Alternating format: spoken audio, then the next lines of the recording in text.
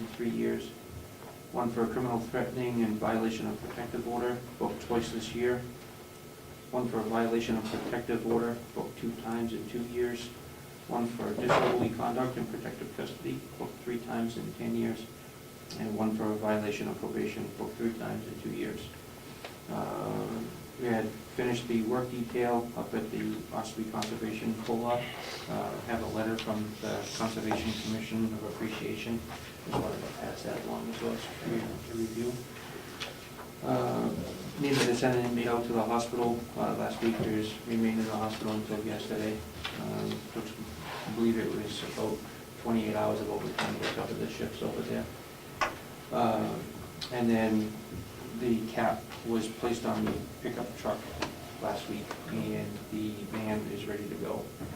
I'm not sure, I heard this morning that you just have to coordinate it through the farm so they can get salvage money for it. I was just going to plan on sending Colin Rickers and have him come down and pick it up.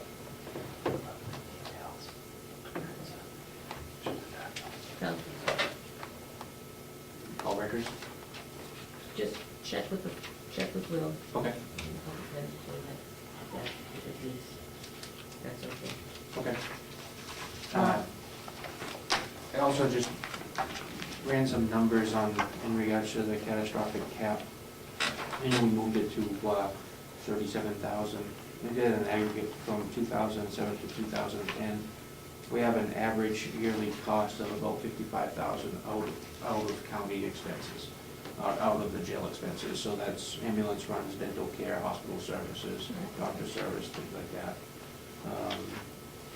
When talking with Rockingham County, their catastrophic cap usually takes them about 3/4 of the way through the year, and they have it in their budget to pick up the cost for the last remaining quarter.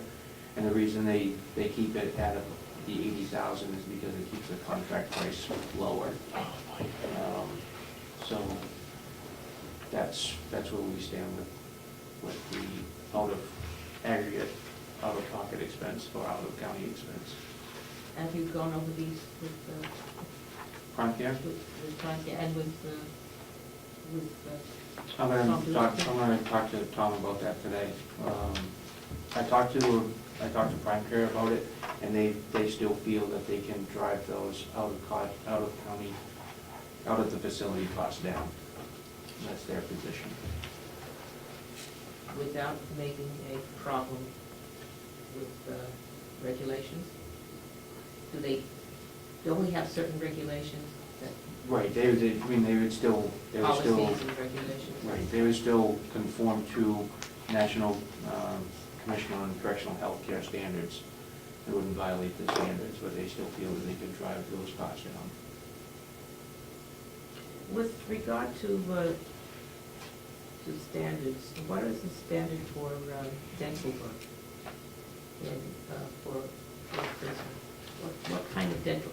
Are there any specific kinds of dental work that we do or do not do? It says that there's case law that says reasonable, and it's Lehman. I'm just looking at it the other day because of the grievance. Yes. There was a case that I cited. It's actually a New Hampshire case where it said that the inmates are entitled to reasonable dental care. Who makes that determination? I would expect the dentist would make the determination. And I would like to think that we would have some input on it as well. But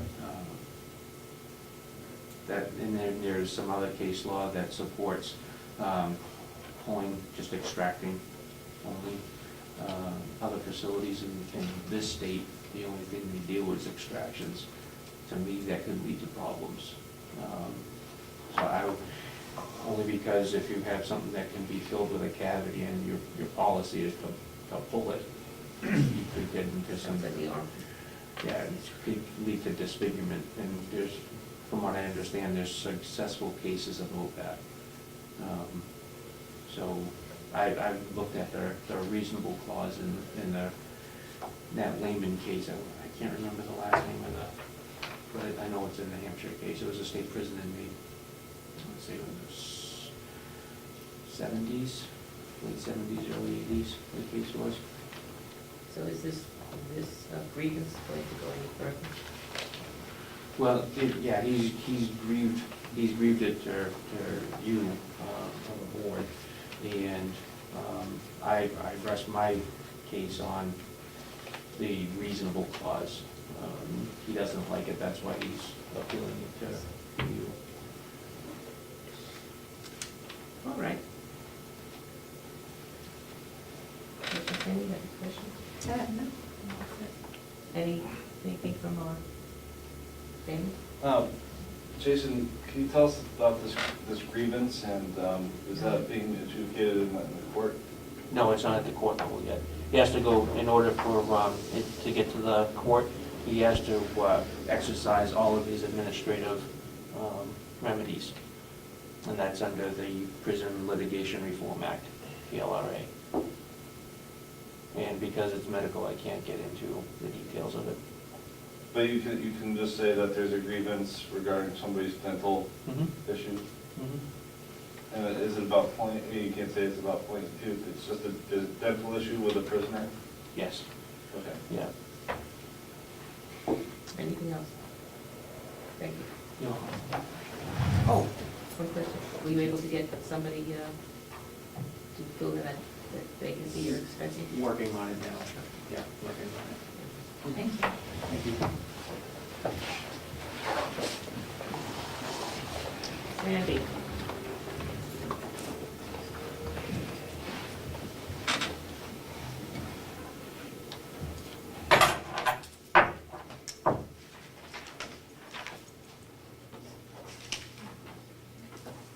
Good morning.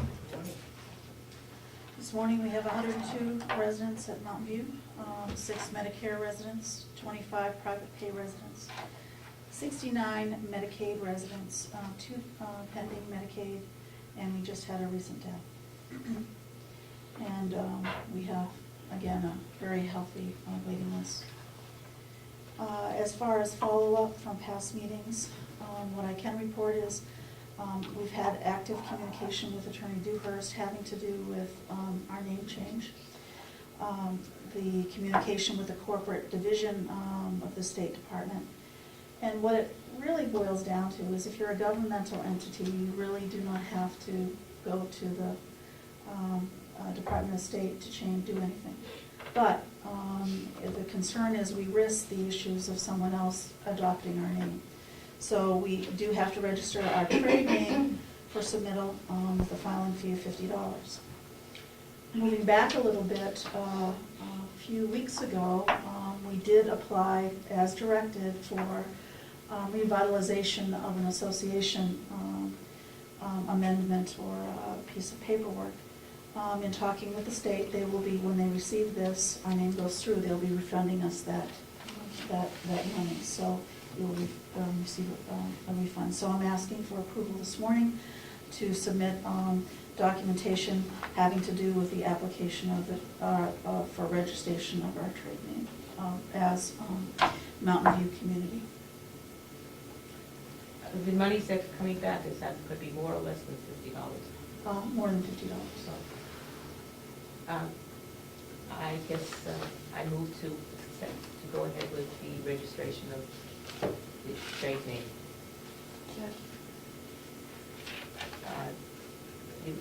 Did you second that? Yeah, second. All in favor? Aye. Aye. Okay. Motion is passed. Last meeting, I spoke about our fire alarm system. We're doing a fire watch on 3 rooms, which lasted 2 days. We had workmen looking for what the problem was, and again, it was not detecting in 3 rooms. And it came to be identified that we had some problems with wiring. So that has been rectified and is in working order. As far as our moving plan, Mr. Lischko was here last week and again yesterday doing work around our facility and with department heads in regard to identifying what areas they will have to box up, etc. And he will be back, I don't know if it's the end of the week or the beginning of next week to continue his work. Also, we're meeting today with the Department of Correction and the farm to identify what they're able to do as far as helping us move. What we're planning on moving earlier than the actual move date, such as some furniture, lawn furniture. Each resident, we're planning on 3 boxes per resident they could move, or we have, so therefore we have numbers of boxes to move, and other kinds of items that wouldn't risk security. So we'll be talking with both Jason and with Will today to receive their input and their ability to assist us. Today we have several meetings. One is with Mr. John Rich from Cybertron. We're beginning to look at the IT component as far as what has to be done prior to our move-in for the new building. And I'm also meeting with Mary Wakefield from the Government School District. She's the VOTEC educator and health opportunities, and she holds an LNA program for students in the Vocational Technical Center every year, and she's looking at Mountain View as being a site next fall. So that would be helpful. So Cheryl and I will be meeting with her to sometime later today to talk further. And then again, most exciting is twice a year our Medicaid rate is assessed and changed. And this year it's for the positive. Effective July 1st, which goes to December 31st. Again, this is based on an acuity system, meaning the more services that our residents need, hopefully we will be compensated for those services. Presently, our rate, daily rate per resident, Medicaid resident per day is $144.31.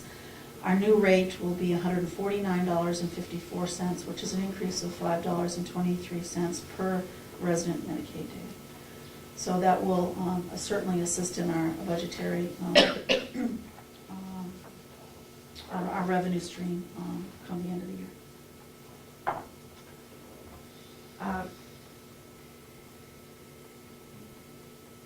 Is there any further, have you done anything further regarding the accessories? We're waiting to hear from the bedspreads. We have gotten, we would like to present it in a package, so therefore supervisors have been on vacation at my last check yesterday, so hopefully we'll have something to present next week. And do you want to say anything about the 501c3 meeting? I don't feel, I think you were in attendance and or We'll take it up in Mr. Levy. at another time. And I just wanted to note that our director of nursing seems to have very interesting, she's a model, or not a model, she was in a photograph for a bank, which was interesting. Popped out at me as I was reading the newspaper. And her daughter-in-law as well as an employee, so. It's, That was nice to get some. Too bad it didn't say that she was from Jersey. Anything else? Anybody in the audience? Thank you. Thank you.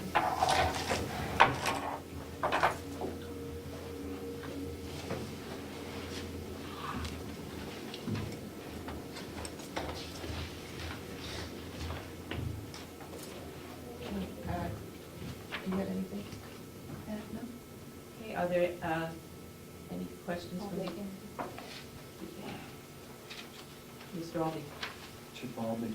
A couple of things. On page 5 of the minutes, now that I've had a chance to read them, I know that last week you actually did vote to hire an attorney. Yes. There's no reflection of that in the minutes.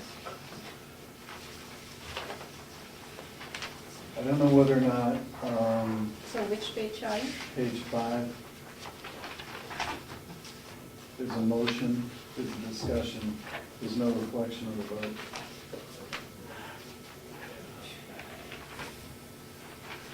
We should just have an executive meeting on the minutes until.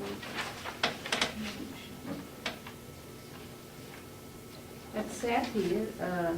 Commissioner Sarson make a motion to hire a labor attorney to investigate the hostile work environment situation. Mhm. And then others said,